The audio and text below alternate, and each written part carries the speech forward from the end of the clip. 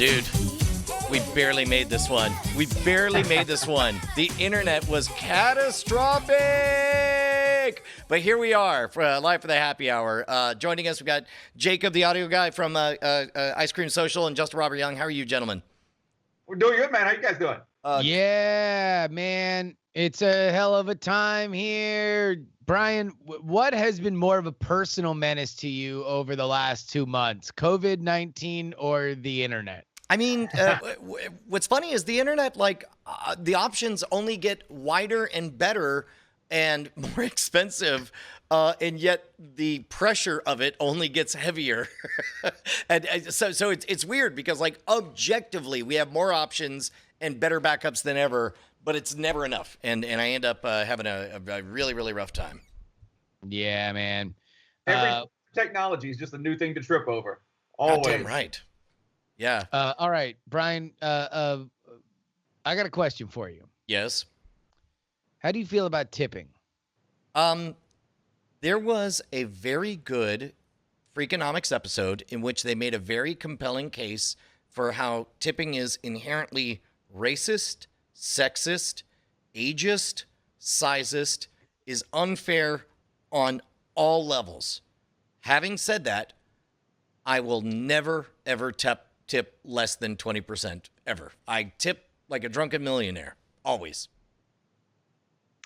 I'm on the same page, but before I go on my screed, Jacob, who looks, people tell me I look wizardly. It is in no way in comparison to Jacob, who looks more and more like a wizard every day.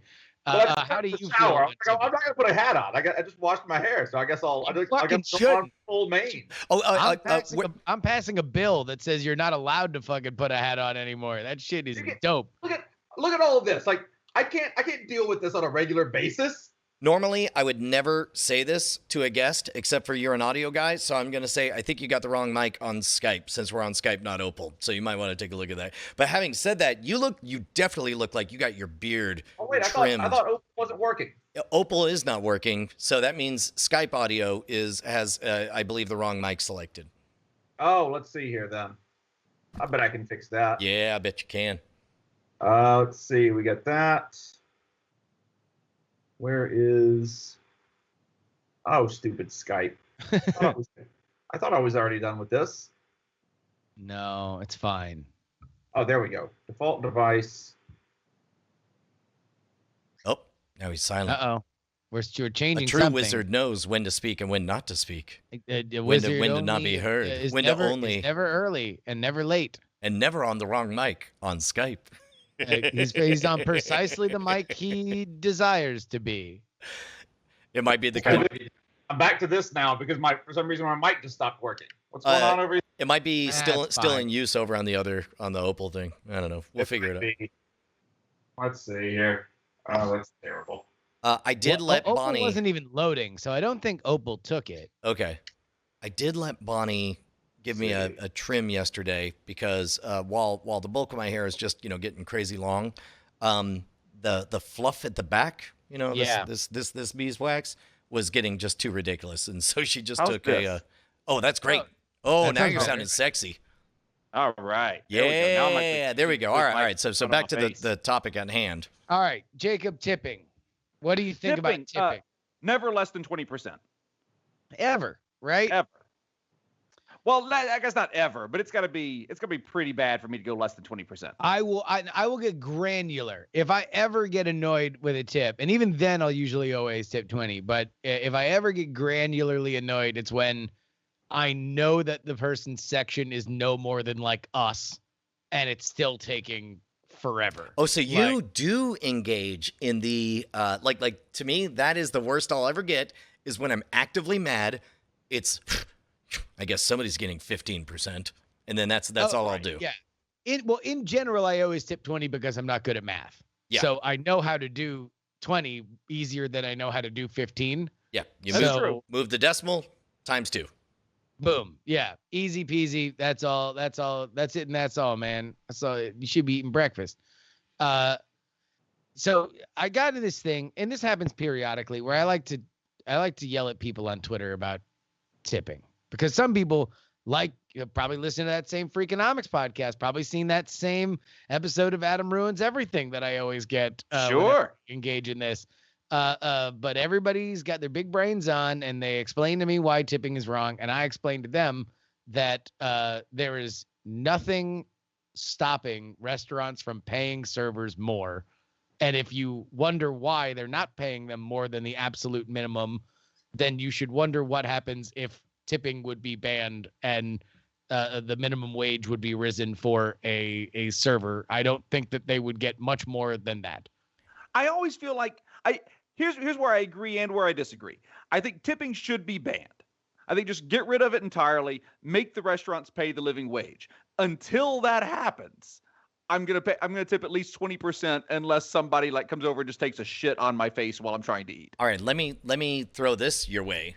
How does that change when you conduct an informal survey, let's say consisting of about 10 years, where whenever you have an opportunity, you ask a server whether or not they would prefer to have a stable wage or if they prefer to get tips. And 100% of them always say they would rather be able to get tips. Former server, fuck a static wage. Fuck that shit. Sometimes it's sometimes the sea runs high and there are plenty of fish and you walk out making a bunch of money. But in general, like I worked harder, but I made more money per hour than everyone I knew in retail for less time because of tipping. Like that was just universal. Like everybody else had to hump a counter for like 6-7 hours. And I got to get in and out in 4 hours and make more than what they did. Now, granted, it sucks and you got to deal with fucking cranky ass people and you got to touch their fucking food and shit like that. That's annoying and bad. And sometimes, the tips don't come in like they would other nights, but rarely would it ever be less than what the minimum wage was for retail. And even then, it's like some restaurants, when you're at a fancy restaurant, they're paying you more than the server's minimum. They're paying you more than they're paying you close to what retail minimum wage is anyway. And you get fucking baller tips because everybody's ordering, gigantic bottles of wine and big ass steaks. Oh, well then fuck it then. Leave it. But having said all that, like every negative comment anyone has about tipping is 100% right. Also, I still tip like crazy and I understand people who like tips. What about the servers that tip shame customers that come in that don't tip enough and they like they'll like clandestinely take a picture of the patron and then post that picture next to their receipt where it's like, your tip is believe in God and I'm not leaving you any extra money. What do you think about those servers that do stuff like that? I have never seen one of those and then immediately thought that person deserved a bigger tip. Yeah. And I've also never thought, I hope that was at my local establishment and I see them soon.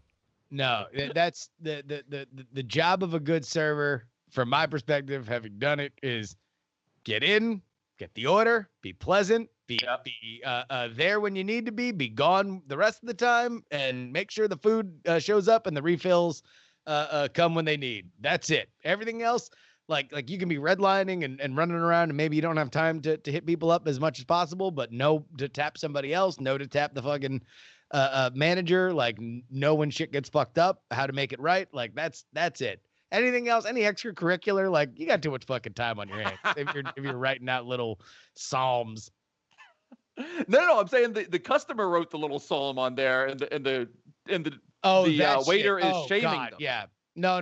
Oh, those people are fucking terrible. Like, I've gotten the fake fucking money with that. Like, looks like a $20 bill, and then it's this could be your reward in heaven if you accept Jesus as your savior. And I'm like, you want to know what? Now double.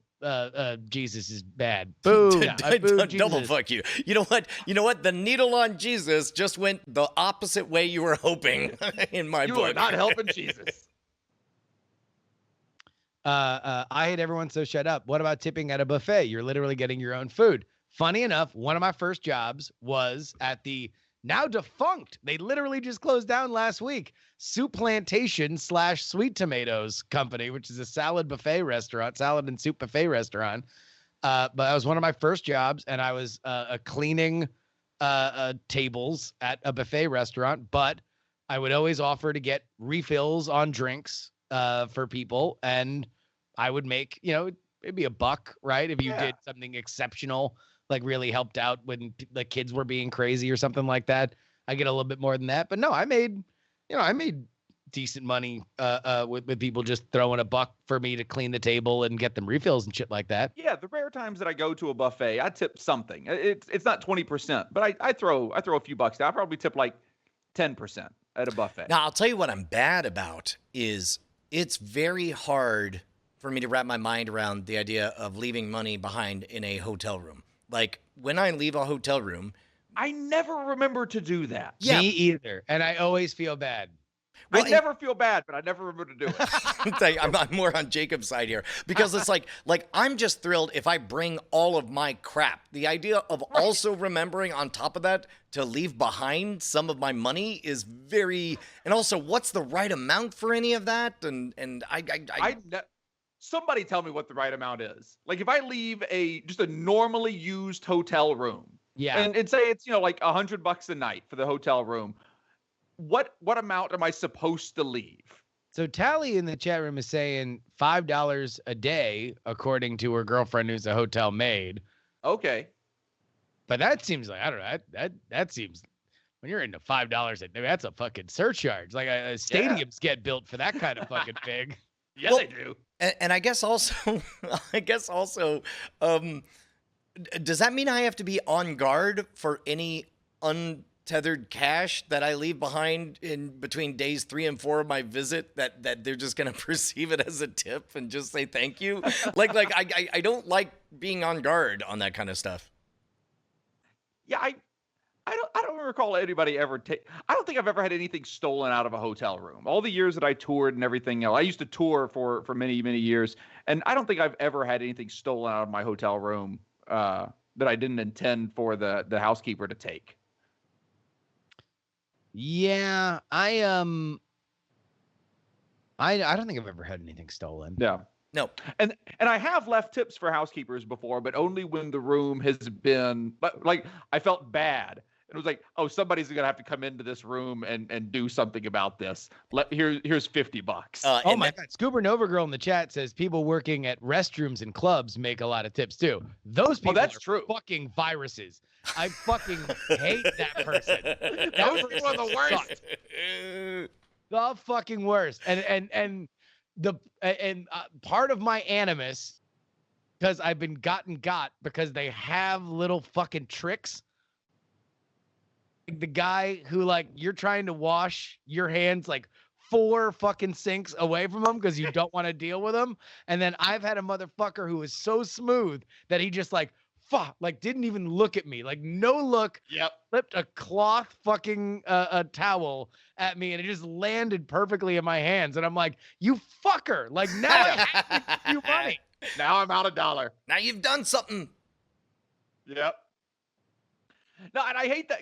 The cloth towels, I'm a little more on board with it. If you give me a nice cloth towel to dry my hands with, and some of them they'll like come over with a cloth towel and a mint, and they'll just put a mint right there on the counter right in front of you. You don't even they're not even offering you a mint. They're just like, here's a mint, sir. Like, have a mint. Here's your cloth towel. Like, all right, fine. You're doing something. It's the guy who's sitting on a stool next to the door, which is also next to the paper towel dispenser. And he just has a pile of paper towels. Yeah. And as you walk towards the towel dispenser, he just hands you 2 paper towels. All right. So let me ask you come this. on. What kind of energy do you appreciate from that guy? Because I've seen there's 2 kinds of energies and one that I would prefer. There's fuck you, I'm trying to steal money from you energy. Where that's the dude that you're talking about, where he's like, oh, I'm gonna hand a towel from a fucking pile, right? Yep. Then there's like my man energy of like, hey, having a good time tonight, huh? Having a good time tonight. What's going on? Like that guy energy. But I've never seen, and I would love the like Downton Abbey energy. I feel like I would always give money to like sir, your towel, sir. No, I want the fuck you guy. You I want only- fuck you. Well, fuck you energy is the one that you can avoid the easiest because Yes. he kind of doesn't want to be there and you Yeah, don't yeah. want to talk to him. If I And take you're two okay paper goofing. towels from him, wipe my hands off, and throw the towels away, and don't put anything in his tip jar, whatever. Yeah. If My a man guy and- makes me engage, Yeah. then I feel shitty about not giving him a tip. Yeah. Fucking my man guy, that dude, he will make sure that you are aware that he is there because he is going to start a conversation with you. Yep. And it's going to get a little all right. So spoiler alert, 90% of these people live at titty bars. And so it's usually yeah. like a fairly inappropriate conversation of Yep. like, man, those girls are beautiful tonight, huh? I like the ones with the big titty. My man. Anyway, you want some fucking You've literally been sitting here in the men's room all night long. What do you know about these people?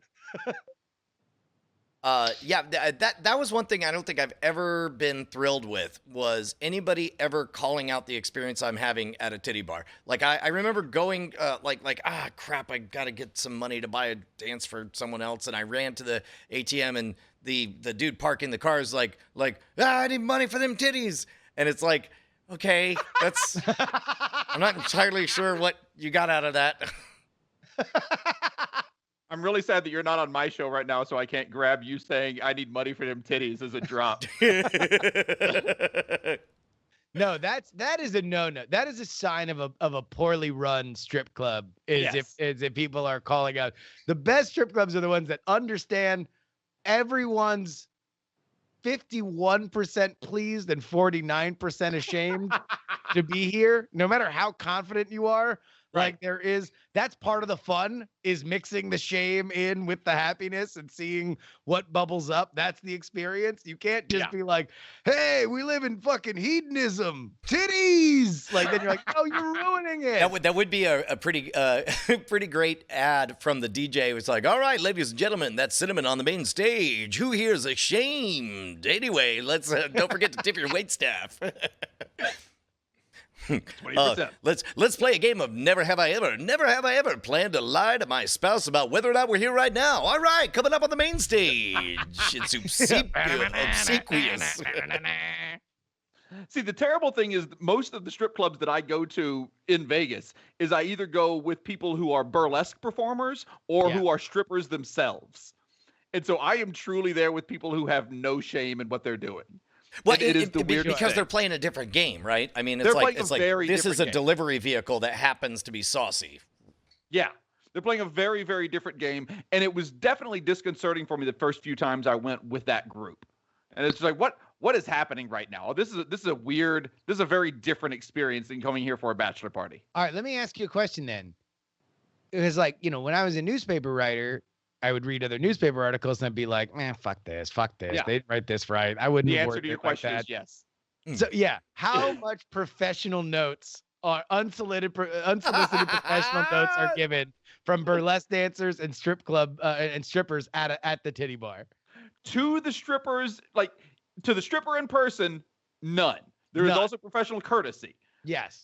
In amongst themselves, the 8 people that we are sitting at a table with, nonstop. Constant, right? Yeah. I would only imagine constant. Oh, yes. And and the weird thing is little bits of I'm going to show this person up right now. So it'll be like, oh, stripper is doing a split. I'm just going to stand right down here next to the stage, and I'm also going to do a split just on the floor right here in front. And I'm going to do a better split than what they're doing. I mean, look, how is that professional courtesy? That's like me going to a fucking steak place and just serving somebody else's steak that I made. A little bit. The professional courtesy stops at actions, I think. Well, I think you can would do assume any that's action that you want. That might be a few $20 fucking Michelob Lights in, right? Oh, After- yes. Yeah. Oh, yes. Well, that's the other thing is when you go with this group, nobody ever pays for anything because the club comps everything because they know half the people in the group, and so you sit down and there's just booze for days in front of you, booze and boobs. All right. Let me the next time these establishments open back up, just let me know when it's happening, and I'll just fly in. It's a very short flight for me. Just add a +1 there. Yeah, great. Do you ever? I figured out, and this is probably no surprise to anybody, but whenever I'm looking down the barrel of a potential awkward situation, I'll try to like just lean all the way into it, and make it all the way awkward. So it's like, so as to avoid being awkward, I'll say, hey, so what's the tipping culture around here? Are you allowed to accept tips? I had this at Disney recently. It's like, because it seems like you did me a really big favor and I want to tip you, but I don't know if that would be awkward or not. And then they usually say some version of, well, we're not supposed to solicit any kind of tips, but we're also not allowed to refuse them. And then I say, great, here's $5. Thank you very much. Enjoy this tip. And you do that at the strip club? No, well, at Disney. Yeah, you know what? Maybe that's what I'll do. Like, it really seems like the, it's really nice of you to shake your naked body in front of me. Am I allowed to give you money? Should I tip? How much is a good tip? Because I have all this money. That's some big Colin Robinson energy. Oh shit! Oh no, yeah. I guess no. There's only so many times we can give that gift. I've been giving that gift to everyone. Yeah. Do you watch What We Do in the Shadows, the TV show? We talked Jacob? about it last week. Yeah. Did we? Have you gotten the gift? The gift that Justin gave to us? No, I haven't. I have not. He's been doing a super short version of the gift. Right. He has been doing the Colin Robinson character in real life on local news stations for over 10 years. Have you seen this? No. Yeah, dude. Here we go. Now playing.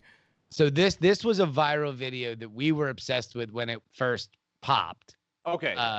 But it is Case Strauss. Well, Master Katie Strasser has an idea. He's visiting Madison schools this week, teaching kids about being green. Now, how do you combine going green with the yo-yo? Well, first thing, one of the things that we do is teach the kids about how recycling works and how to recycle batteries, you know? And honestly, it's been kind of a struggle to get into some of the schools, but it's a shame because they pay really well. But then when you get in, you need first thing you need to do is stop at the office, sign in, get a badge, not like Gunsmoke badge. Right, just your name. Your name, and then the security guard will take you down to the auditorium, gymnasium, basically a room. How did you get started to do something like this? Well, that you want to hear a scary story? A brief? Scary, brain fart. Scary story is basically at one time, this saved my life. I was literally in the gutter, and it was gambling, drugs, women, a lot of... There's one time he takes a phone call in the middle of the interview. My dad is now in Oshkosh, and honestly, I'm just going all around. I have a brother in Portland who I don't get along with very well because of his wife. I'm not going to go... It's my dad. Hi. We're dealing with some issues this morning, so we will actually just head... It's great. It's the greatest thing ever. It's the greatest thing ever. Oh, no. Just amazing. Get the coup de grace at the very end. The big yo-yo trick. You want to continue where you're at, or can you do that? Here we go. 4 states, it is finally Friday morning. Kay Strauss is back with us again from Zip Zap. We thank you for joining us this morning. You've got your hands full of yo-yos right now. You got, what, 4 yo-yos per hand, right? Right, and what I do is, it's called the Blue Flying Angel. Okay. And it's like... Do I need to get out of the way for this? Yes, you do. You know, what we do, or I'll do, is the kids, I'll get into the room and the kids will be running around and they'll be all excited. And so I try to start things off on their level and try to hook them with something like a rap. Okay. So it's, and it's kind of clever because it includes me. Okay. And it goes, hey, they're up in the sky it's the K Strauss, the yo-yo guy. And then I do the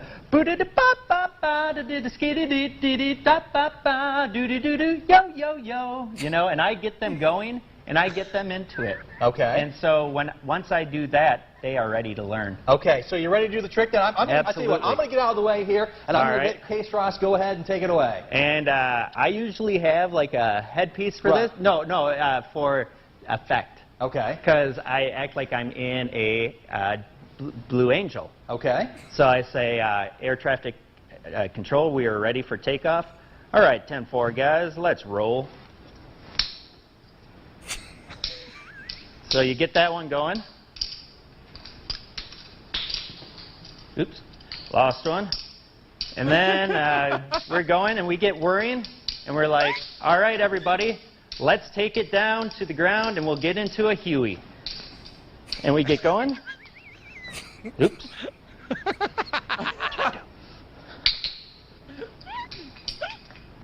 All right, everyone, we're going to switch it off here and let's bring it back home for a clean landing. 10-4.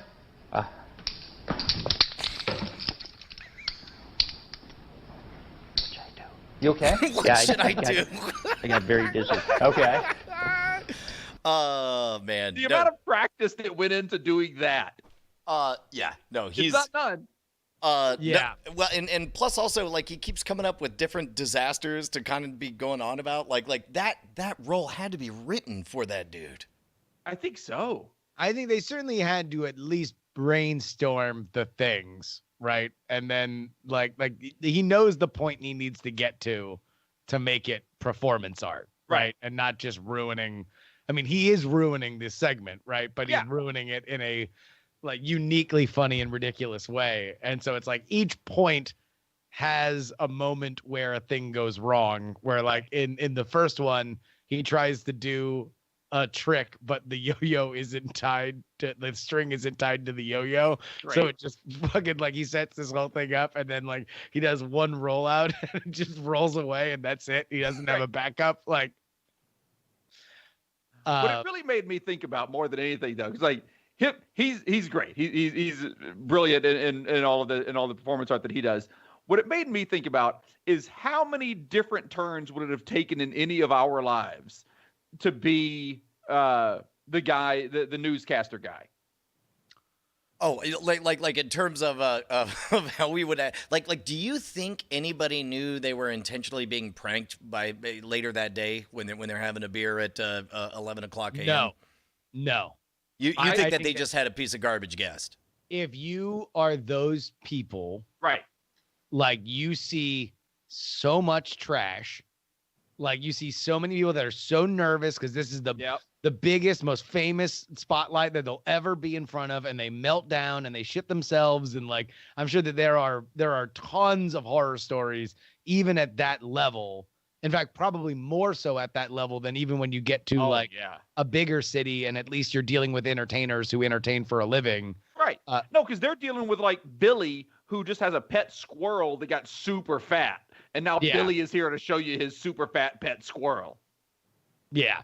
No, but seriously, that squirrel was fat. I mean, he was pretty fat. I like that segment. Fantastic. We last night we talked a little bit about the awkwardness of how I didn't know about the movie Matt Donnelly was in and how fans didn't know about it and whether or not we were not supposed to know. Of hitting the nuts?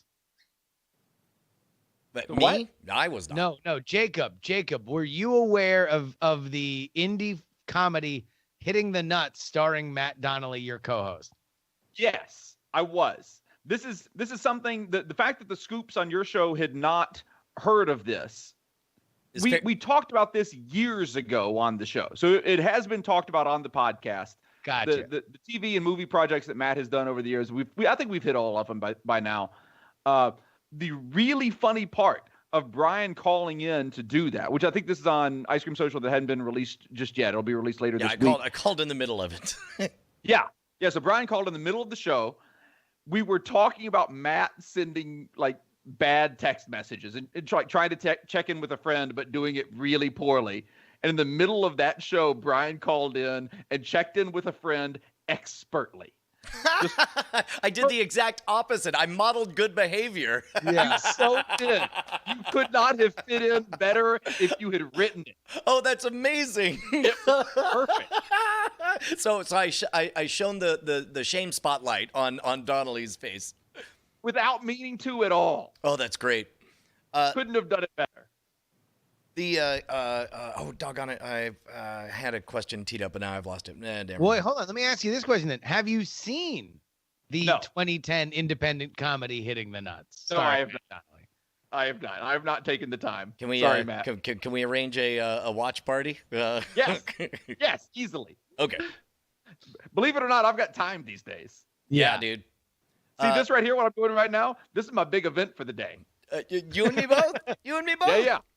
I hung a shelf in the bar before this, and then I sat down and did this, and then I'm gonna go back and hang the other shelf. That's my plan for the day. Maybe we should all get together and record an audio commentary and we put it out for both of our patrons. That would be fun. Yes. We should. That do sounds so dangerous and awesome that I can't say no. Yeah.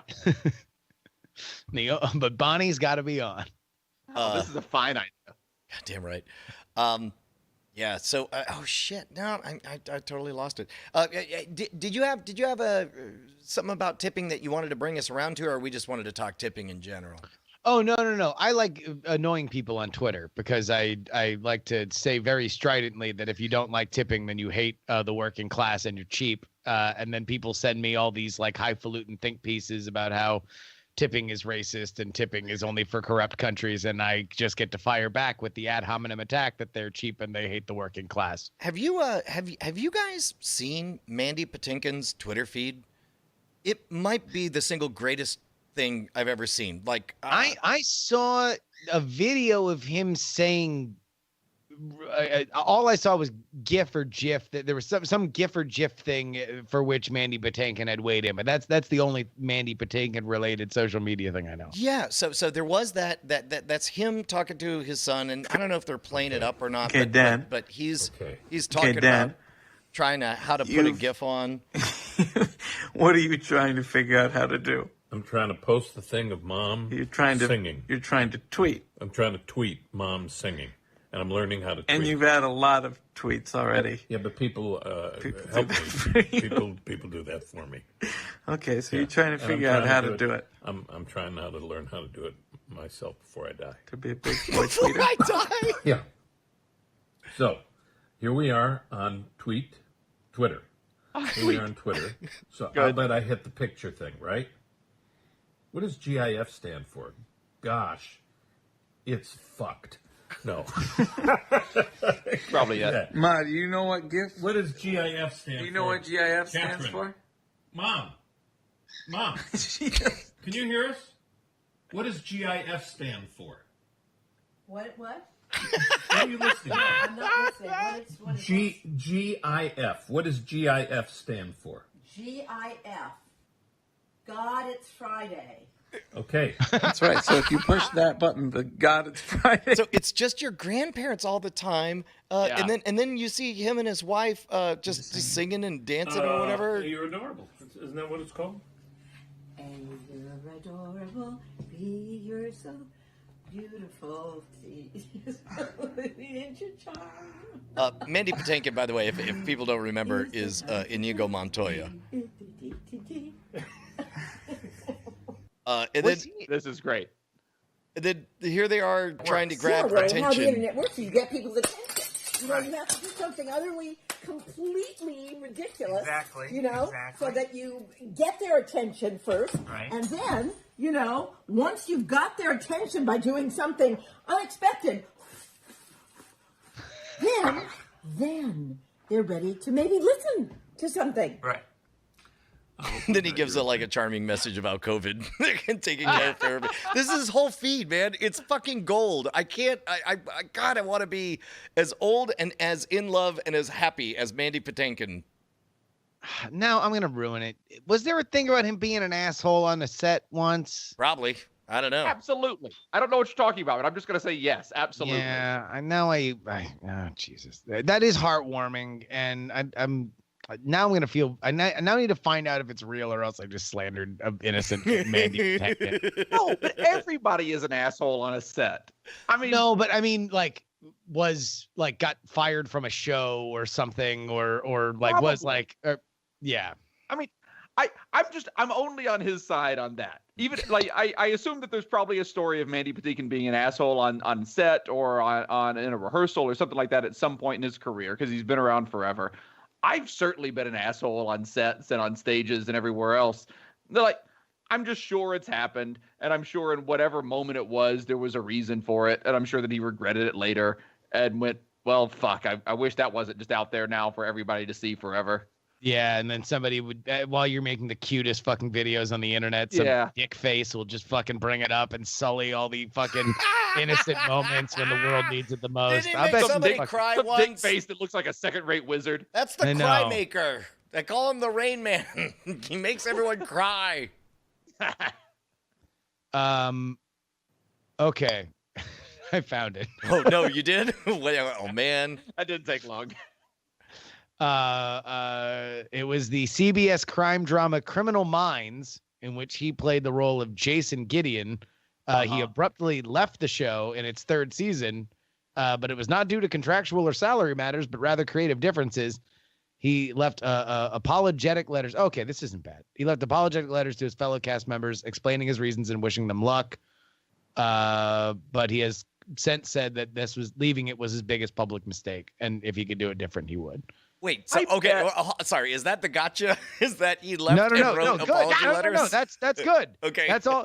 Initially, also, I full disclosure, I read apologetic as apoplectic. And so I initially thought it was worse than it was. I'm happy to now reveal Mandy Patinkin, a real mensch, and I can't read. Although I have a very high estimation of Wikipedia writers that they would use the term apoplectic. Did he leave everyone a tip for working on the show? What percentage? That's crazy. I got to think if Mandy Patinkin is doing a show like Criminal Minds, because I mean the artistic work that he has done, stage and screen wise, and then doing some episodes of Criminal Minds, I bet that could be a little trying. Yeah, well, apparently the quote from J.C. Calhoun, Patinkin said, quote, "I thought it was going to be something very different. I never thought they were going to kill and rape all these women every night, every day, week after week, year after year." So he pieced out. So the times that I've said that exact same sentence. Like when I joined that ship of pirates. When I joined up with the Somali pirates for a while, I was like, "Oh, I didn't know they were going to do this." That was Jacob's oft apologized for a tour with the Somali pirates. You know, what can I say? I screwed up. Oops, says Smith after a Somali pirates dust up. Thought there would be more yo-hoing and less raping. I mean, they had me at rum. I probably should have listened to the rest of the pitch. Yep. Yeah. There was rum, there was a barrel of apples. I thought that sounds great. In hindsight, it wasn't worth the effort trying to save money on drinks. Nope. So, what can I say?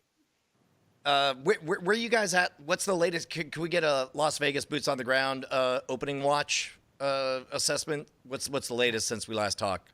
Man, it sure seems like it's been like a week or so since we've last talked, and in that week, it seems like it's speeding up fast. Really? Yeah. It feels here like it's speeding up really fast. Paul Mattingly and I had a conversation yesterday where, whether it's good or not, I think things are going to be humming along, not normally, but I think things are going to be humming along at a pace that seems much more normal than I might think it should by July. Wow. Like June, July, I can see things being open for business in some capacity. Maybe not everything, but more things that I think maybe should be. Meanwhile, and I hope I'm not talking out of school, but our friend Andrew Heaton, Justin, called today. Like he got the news that LA has announced that nothing's open until August, and there was a bit of a dance where it's like, at some point I'm like, if you're not gonna ask, I'm gonna just say it. Get in a car and drive east. We've got a place for you. Like he's ready for things to open. You want to know how he got that information? From you? Because he reads the free political newsletter at freepoliticalnewsletter.com. Hey! And I know that he read it from the free political newsletter at freepoliticalnewsletter.com because the first email I got from that email blast was from Andrew Heaton in a very succinct, God damn it! Fuck! Yeah, so we might have a guest very soon.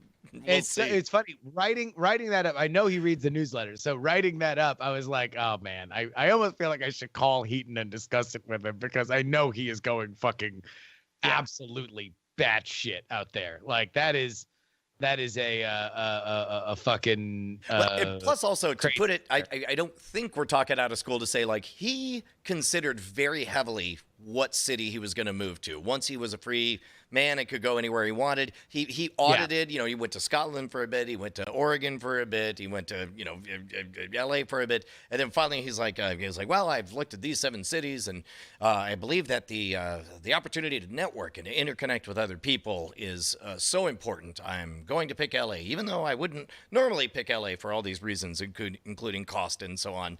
And then then he moves to L.A. and the one reason that he went to L.A. stops being a thing. Immediately shuts down. Like, that was Heaton's hell. There's really no doubt about that. There is no scenario for which he would be happy.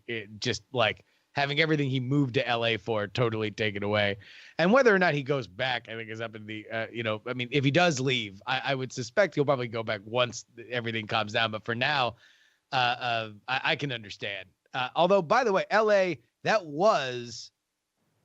that thing, like everything that happened yesterday that I wrote about today was, I think, more significant in terms of how the reaction was in one of the most liberal cities in America, where things are going to be understood from a Democratic mayor and a Democratic governor that they're going to follow that lead. And so far, although I hate polarizing these things on left or right things, because I think that we're far more in the middle than the fringes are. But the idea of, let's stay inside through the summer was met so strongly by people in LA that the mayor had to go on CNN and say, no, not what we meant. It's not that nothing's opening up. It's don't worry. We have more further advisory coming soon. And they fully walked it back today. But I think that to me was just a moment of tipping point with the patience of like, all right, like the conversation needs to start moving into how we can safely interact and less how nothing can be open forever. I have an appointment. That's where America's mood is right now. I don't know what I'm going to get out of it, but tomorrow I'm getting tested for the antibodies to see. Great. I don't know how accurate it is, but I know there can be false positives, but I don't know if there are false negatives. I don't know. At the very least, with the antibody test, I don't know how like the false positives or negatives work with the antibody test. It's a matter of how much you're testing, but like the more you test, the more accurate it is the way I understand it. As a licensed fucking bullshit artist that read a thing like everybody else read a thing on the internet. Yeah, you watched a YouTube video. Yeah. Yeah. Oh, I wish. No. Come on. I don't have my fucking master's, Jacob. Jesus. Also, no. they told me. I said, how much does it cost? And they were like, well, are you self-pay or do you have insurance? I was like, Well, I have insurance, but a lot of times I just self-pay stuff because I don't want to deal with it, or it's not covered or whatever. Because I do like the highest deductible, like just in case I get hit by a car thing, right? And so You have emergency coverage. And they were like, well, it's free if you have insurance, and I'm like, all right, whatever that means. So I don't know. I don't know if I will be charged in that moment or not. But they didn't tell you what the number would be if you didn't have insurance? They refused to. They're like, well, it's free. You have insurance. It's free. And I'm like not free. Okay. It's like, Great. Yeah. I don't know if there is an FDA certified antibody test yet, but all the ones that are being used now are the ones from South Korea, or at least those are the ones that are the most popular now. Okay. The antibody test from South Korea. I'm seeing a lot of friends, especially in New York City, posting yesterday and today on their social media that they've been getting the antibody test, and a lot of them are coming up positive. I kind of hope I do, because then I have a reason to, like if let's say it's a false positive on me, if I had it, almost certainly my kids had it, and the kids could be totally asymptomatic because kids don't seem to have any symptoms or whatever. And Bonnie is increasingly convinced that we all got it when we went to Disney World, and because there was a couple days that we were all tired, but we didn't really think much about it. So I don't know. That'd be interesting. Yeah, that'd be good. No, I want to get that test done. I'm waiting for Vegas to kind of calm down enough to really have a good way to go do it. Yeah, this place, I don't think I'm going to a real hospital. It's like one of those men's clinics that it's like they're like right. Hey, I think I have low testosterone. What's your evidence? My evidence is that I should be able to bench more than I can currently bench. That's good evidence. You have low testosterone. Take these pills. So what you're saying is you went and got an antibody test, and you also got testosterone pills. I mean, first of all, I got 10 hours to make that decision. that might be exactly what happens. No, Matt just went and got the test done because Vegas is doing a big move to just get everyone tested. And which they should. Absolutely. Matt just went in front of a casino the other day. He and his family just went in front of a casino the other day and did a drive-through test with the National Guard. And it was a whole thing, and they're just putting on the whole thing, and they're trying to get 50,000 tests done a day. Whoa! And they're trying to knock it out. So are they waiting on results, or do they get instant results?